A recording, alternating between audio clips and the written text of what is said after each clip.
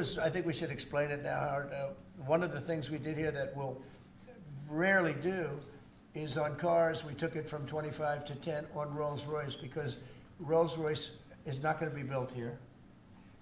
I wouldn't even ask them to do that. You know, it's a very special car, and it's a very limited number too. It's not, you know, one of the monster car companies that makes millions of cars. They make a very small number of cars that are super luxury, and that includes Bentley and Jaguar.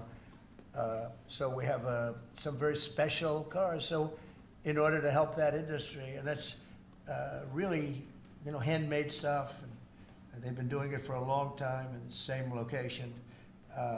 And I said, yeah, that would be good. Let's help them out with that one. But that's different than a car company that comes out and makes millions of cars, which they'll be doing in our country. They're going to build, we have many factories, car plants being built or going to be built very soon.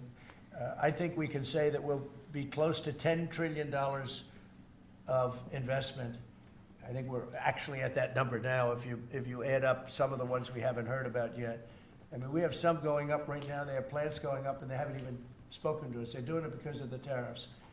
And tariffs have always been used against us, and I never understood. I used to sit back.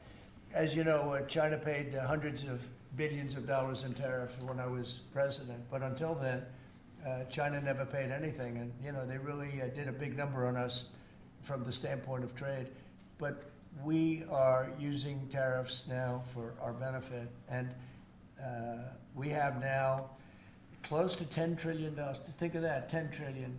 If you look at the past administration, and we're talking about over, you know, essentially 2 months, because we could say 3, but it took a little while to get the office in perfect shape, right?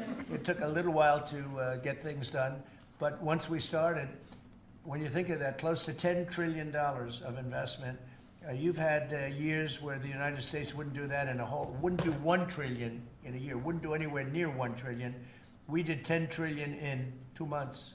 So it's amazing what's happening. We're getting calls from, and that has to do with chips, has to do with cars.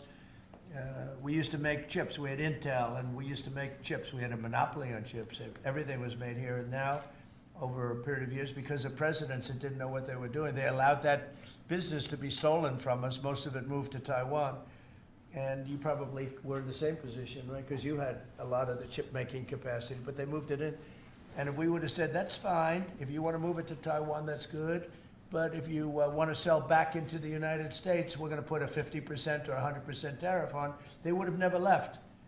But we had people sitting here that didn't understand that, and it's too bad. But now they're coming back, because I'm saying it about 40 years too late, but they're coming back. As you know, we have the biggest chip makers in the world spending, in one case, $300 billion, in one case, $500 billion. Same as Apple, and in another case, $200 billion, and we're going to have a large share, very, very substantial share of the chip-making market.